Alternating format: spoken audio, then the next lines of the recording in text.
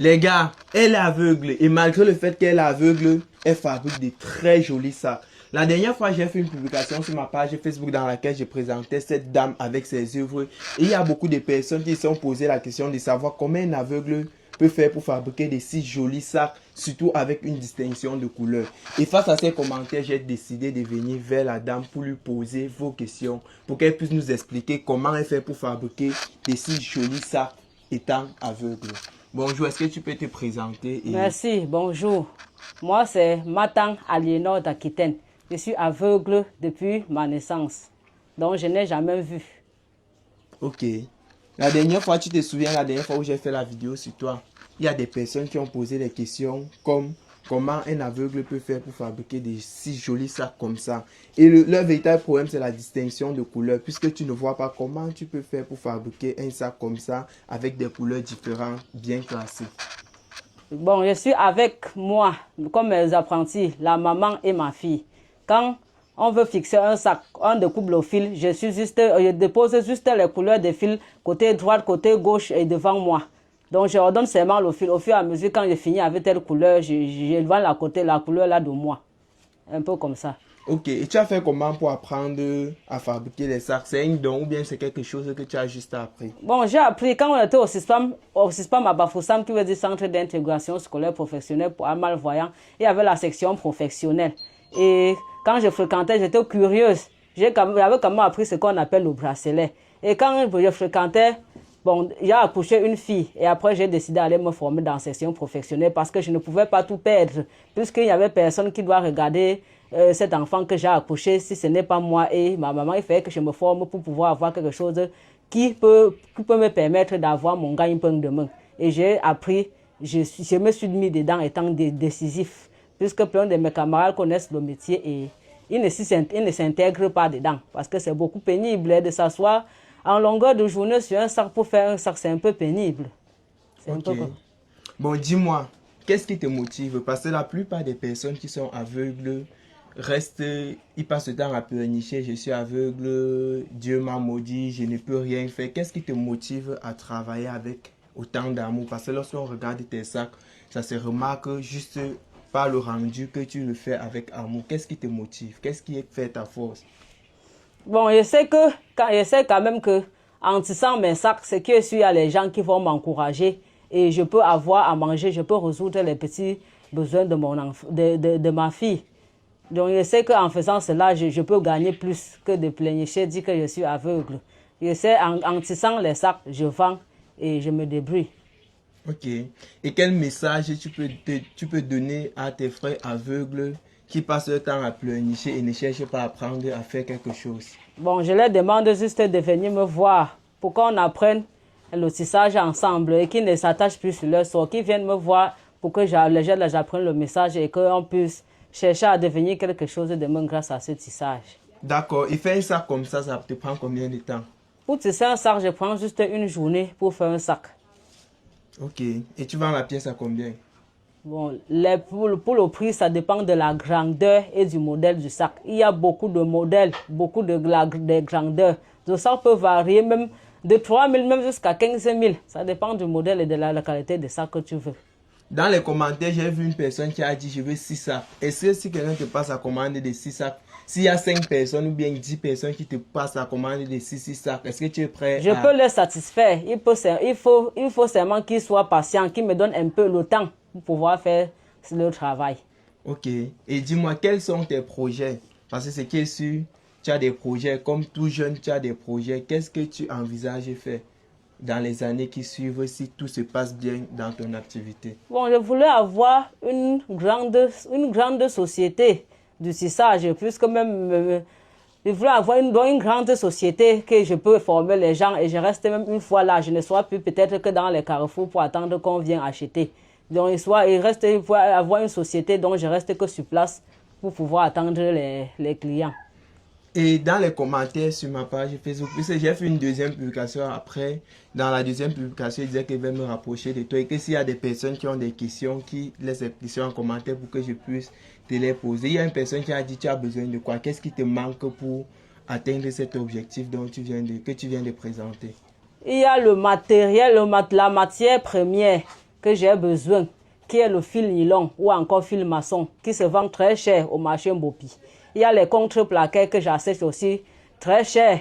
J'utilise même les fonds des bidons, tout ce qui est comme plastique, c'est ça que j'achète pour faire le bas de mes paniers.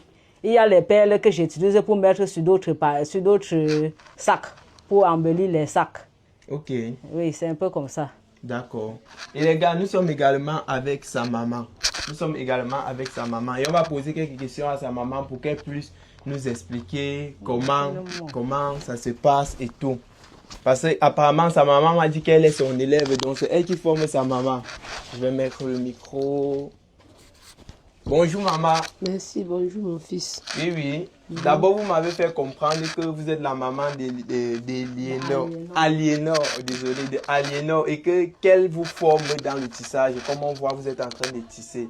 Parlez-nous un peu de votre fille et de son activité. Oh, je l'ai accouchée, elle était aveugle.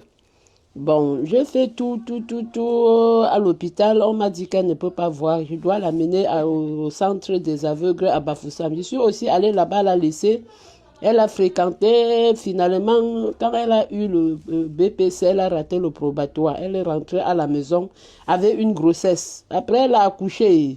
Je reste un jour et décide encore qu'elle va encore rentrer au CISPAM parce que là-bas, on apprend le tissage. J'ai dit oui, je suis partie payer. Elle est encore allée apprendre le tissage et elle est revenue. Elle m'a aussi appris, comme vous voyez là. C'est elle qui m'a appris parce que après ça, son papa était mort. Bon, on se battait comme ça, là, elle a appris le tissage, elle est venue avec, elle m'a aussi appris, parce que moi, je suis son élève, c'est elle qui m'apprend à tisser. Bon, maintenant, là, on se débrouille dedans, on mange que dedans. Parce qu'avec sa fille, là, ce n'est pas facile, hein.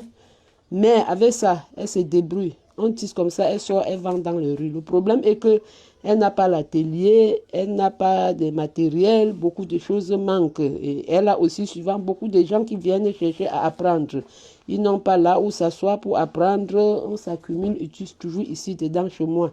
D'accord. Donc, le souci, c'est qu'elle a besoin d'un atelier. Si elle a un atelier, elle va pouvoir communiquer sur les formations. Oui. Il y a beaucoup de gens qu'elle forment. Mais on n'a pas où s'asseoir, parfois pour tisser. Ok. Et j'aimerais savoir, dans l'enfance, est-ce qu'elle a eu du mal à accepter son handicap ou bien c'est avec le temps qu'elle a accepté que c'était... Vu qu'elle est née aveugle, elle a grandi avec... Elle n'a pas les problèmes depuis l'enfance. Elle a grandi comme ça. Elle a grandi étant aveugle. Elle est née aveugle. Elle a grandi comme ça. Ok. Ok. Bon, merci maman. Je vais continuer avec toi. Voilà. Bon, je vais te poser une question. J'aimerais savoir, est-ce qu'il y a des personnes, est-ce que tu fais souvent face à la discrimination, des personnes qui te traitent mal ou bien bizarrement parce que tu es handicapé? Bon, ça arrive. Il y a des gens qui traitent, comme même je suis dans les rues, là, il y a des gens qui passent, elle fait les plans. Elle ne voit, elle veut faire comme si elle veut faire comme si elle ne voit pas. Ça se passe partout. On te dit ça directement que tu fais comme si tu ne vois pas. Oui, les gens disent qu'elle fait comme si elle ne voit pas. Elle fait comme si elle ne voit pas. Elle tisse comme ça, elle dit qu'elle ne voit pas comment. Elle dit que mais c'est dans la tête. Comment vous voyez? Il y a des gens qui viennent vers moi, je les explique. Je dis que non, vraiment, on voit. C'est dans la tête. Tu es forte. Mes félicitations. Bon, une dernière chose.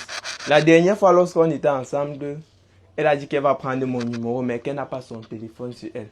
Et j'ai dit que tu vas faire comment pour prendre mon numéro? Tu as de quoi noter? Elle dit non, j'appelle juste mon numéro et elle va retenir. Et à ma grande surprise, je lui ai donné mon numéro. J'ai appelé une seule fois. Et le soir, elle m'a appelé. Dis-moi, tu fais comment pour avoir une mémoire aussi puissante? Nous tous qui ne voyons pas, c'est déjà comme ça. Toutes mes personnes qui quand je prends le numéro, ils sont importants à moi. Je garde que le numéro dans ma tête. Je n'ai pas le répertoire dans le téléphone pour dire, parce que puisqu'il n'y aura pas des gens, je n'ai pas le téléphone Android, il n'y a pas des gens auprès de moi chaque temps pour m'aider à entrer dans mon répertoire. Je garde mes numéros qui sont importants dans ma tête. Quand tu me dis un numéro sans que tu es important pour moi, ton numéro est déjà calé dans ma tête. Avec moi, je suis sensible. Quand j'habite même avec les personnes, même ton odeur, même ta démarche, je connais. Quand tu viens dire auprès de moi, je dis voilà telle personne qui voit. C'est pour ça que les gens sont souvent étonnés qu'on dit que la fille ne voit pas, alors que moi, je suis très sensible. C'est comme ça, c'est un peu comme ça. Ok. Bon, tu as dit que ton plus grand rêve, c'est d'ouvrir une grande société. Une grande société qui forme des personnes et qui fabrique les sacs en quantité pour revendre. Voilà. C'est bon, aussi. Donc il y a les habillages et tout, il y a beaucoup de choses. Je vais publier les images des articles en commentaire. Maintenant, qu'est-ce qui te manque sur le plan financier? Tu peux réaliser ton projet avec combien? Parce que j'ai envie que dans cette vidéo, tu donnes ton numéro Orange Money et le nom de ton compte pour que s'il y a des personnes qui veulent bien te soutenir, qui fassent un geste, si ça peut te permettre de réaliser plus rapidement ton projet. Bon, je n'ai pas un prix, une détermination, je n'ai pas un prix fixe. Donc, je peux avoir, au début, c'est pour le moment, je dis que ce qu'il faut d'abord, il faut avoir un stock de matériel. Donc, je peux d'abord tisser beaucoup. Il faut avoir un stock de... Oui, un emplacement où je peux rester pour vendre. Ok. Bon, j'aimerais que tu donnes ton numéro Orange Money pour les gens qui veulent te soutenir. Tu donnes ton numéro et le nom du compte. Bon, mon numéro Orange est le 696 33 83 91. Et le numéro Momo est le 681 42 54 71. Le nom c'est Matan Aliénor d'Aquitaine. Pour les deux. Pour les Orange deux. Comme... Orange comme MTN. C'est Matan. Aliénor d'Aquitaine. Ok.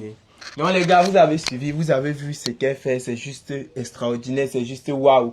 Et moi particulièrement, lorsque je suis venu pour faire cette deuxième vidéo, c'était premièrement pour moi parce que son histoire m'a marqué. Le fait que malgré son handicap, elle fait des sacs très jolis. Il y a des personnes dans la rue ils n'ont pas de soucis, ils n'ont pas d'handicap, mais malgré le fait qu'ils n'ont pas d'handicap, ils ne font rien, ils passent leur temps à pleurnicher. Or, elle, malgré son handicap, elle a pris son handicap comme une force et elle s'est formée aujourd'hui. Elle fait des œuvres vraiment extraordinaires. Et moi, je pense que ce sont des projets comme ça que nous devons soutenir. Ce sont des projets comme ça que nous devons soutenir. Donc, elle a donné son numéro Orange et MTN Money. Pour ceux qui veulent bien la soutenir, faites un geste. Moi, particulièrement, j'ai pas voulu donner mon numéro parce que je veux que vous soyez directement en contact avec eux. Moi, je ne suis pas un influenceur, je suis un créateur de contenu qui a vu une jeune demoiselle qui fait des œuvres extraordinaires et ça m'a marqué et j'ai décidé de faire une vidéo avec elle pour partager avec ma petite communauté parce que je sais que dans ma communauté, il y a des personnes qui vont bien vouloir la soutenir. Donc les gars, abonnez-vous à la chaîne et on se dit à très bientôt pour une nouvelle vidéo. Une dernière phrase, tu as quelque chose à dire? Je suis très content et j'attends les commandes, j'attends beaucoup de commandes et beaucoup d'encouragement. Vous avez suivi, elle attend les commandes, les sacs sont très jolis les gars. Abonnez-vous à la chaîne et on se dit à très bientôt pour une nouvelle vidéo.